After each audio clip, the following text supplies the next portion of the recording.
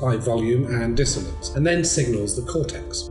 The cortex then gives raw sights and sounds meaning, enabling you to be conscious of what you are seeing and hearing. And I'll mention here that the prefrontal cortex is vital to turning off the anxiety response once the threat has passed. The amygdala is the emotional core of the brain, whose primary role is to trigger the fear response. Information passing through the amygdala is associated with an emotional significance. The bed nucleus of the stria terminals is particularly interesting when we discuss anxiety. While the amygdala sets off an immediate burst of fear, the BNST perpetuates the fear response, causing longer-term unease typical of anxiety. The locus coeruleus receives signals from the amygdala and initiates the classic anxiety response: rapid heartbeat, increased blood pressure, sweating, and pupil dilation. The hippocampus is your memory center, storing raw information from the senses, along with emotional baggage attached to the data by the amygdala. Now we know these key parts, what happens when we are anxious,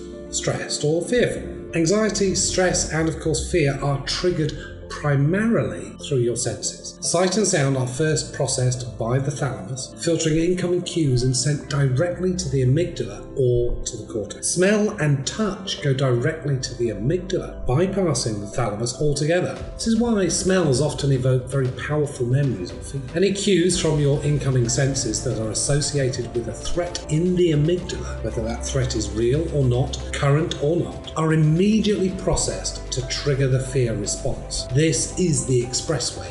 It happens before you consciously feel the fear. The hypothalamus and pituitary gland cause the adrenal glands to pump out high levels of the stress hormone cortisol. Too much cortisol short-circuits the cells of the hippocampus, making it difficult to organize the memory of a trauma or a stressful experience. Memories lose context and become fragmented. The body's sympathetic nervous system shifts into overdrive, causing the heart to beat faster, blood pressure to rise, and lungs to hyperventilate. Perspiration increases and the skin's nerve endings tingle, causing goosebumps. Your senses become hyper-alert, freezing you momentarily as you drink in every detail.